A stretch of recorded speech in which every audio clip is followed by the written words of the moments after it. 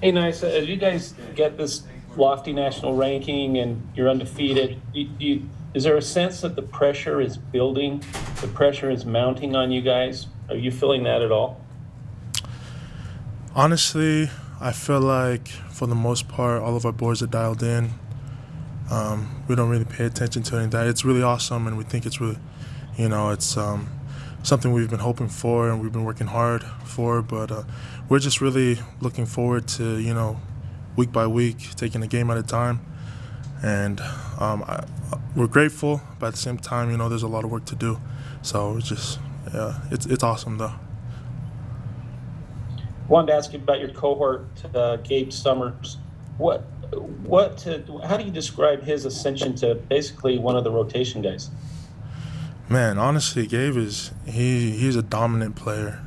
Um, one of my really good friends, probably one of my best friends. He he just has a knack for the ball. He knows when to play, what play is going to be ran, and he's a very intelligent person. But at the same time, people don't really know this about him. But he can lift. He's very strong and very competitive. So it's really awesome to have him. He's definitely an asset to this team, and it's awesome working side by side with that guy every day.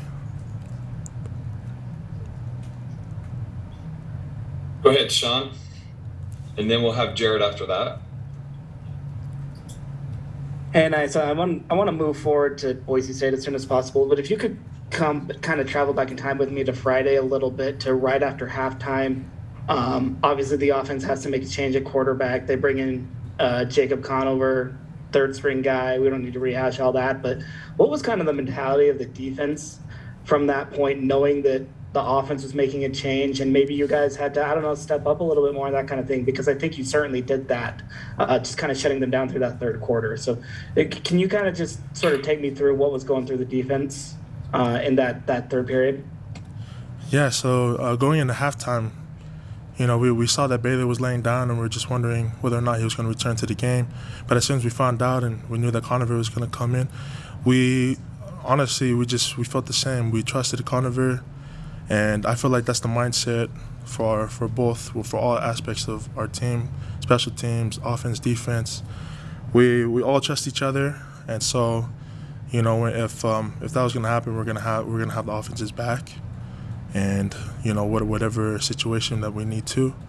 So it was just always having that mentality of just finishing strong, which is what I think we tried to do, and we for the most part executed. I know there's a lot of times where trying to get pressure on the quarterback was difficult, but at the same time, I feel like we did pretty well with that. But it's just something to improve on going into this week. So I feel like for the most part, we trusted the offense, and the offense trusted us to step up and continue to ball out, and that's just what we tried to do.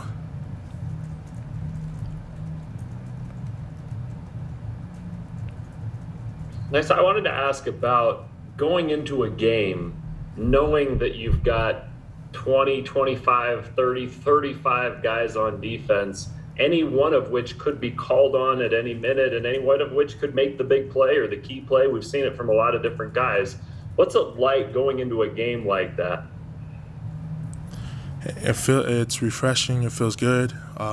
We feel like that's a competitive advantage of us, is that we have healthy players, and when someone gets injured, there's always that next man up mentality. And I feel like for the most part, each person, when they're called upon, they have the ability and they're ready. And so, we even rotate at the nose position.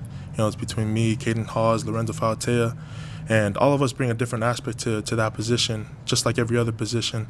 And so it's awesome that I can trust those guys to go in, and they can trust me to go in when called upon. So extremely grateful that we have the depth that we do.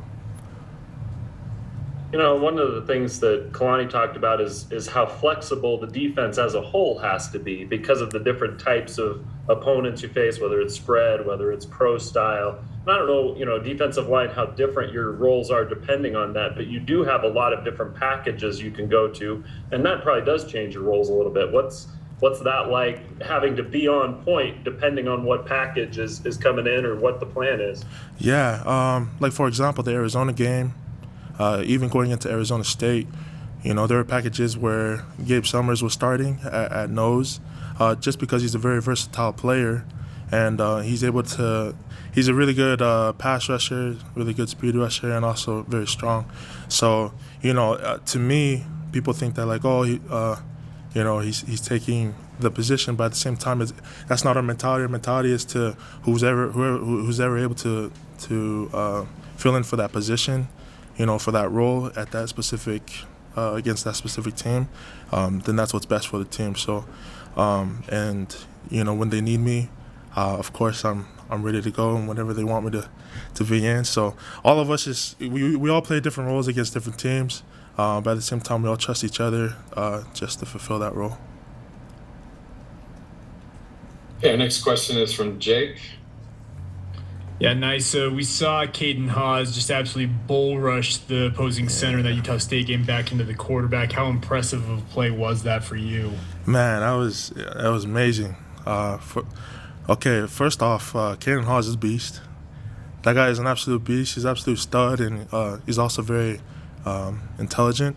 So it was awesome to see him make that play. You know, I feel like because all of us are different in some aspect, the center really doesn't. The center is getting different looks, you know, every 4 snaps, every 5 snaps, and so he doesn't know what to expect. So for that bull rush to come in, I feel like really set. Just, you know, it was just awesome to see him ball out. Caden Haws is a baller. We saw you sit out that USF game. How are you feeling physically right now? Physically, I feel really good. Mentally, spiritually, conference, you know. So feeling really good.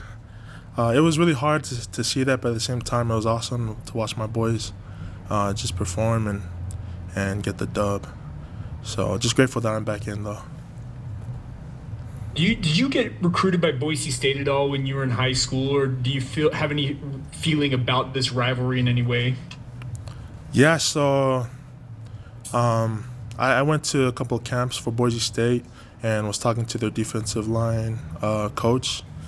I can't really remember his name. It was back in 2016, but it was just an awesome atmosphere down there. And I was a fan of Boise State growing up, just watching Boise State, BYU, Utah. Overall, just a fan of all of it. But as far as the rivalry goes, super excited for it. I look forward to all the rivalry games that we have. It's always a fun atmosphere. Super crazy, hectic, but at the same time, it's just super fun playing with my boys. Any other questions for Nisa? Okay, Nisa, we'll let you go. Thank you for joining us today. Thank you. You guys have a good day.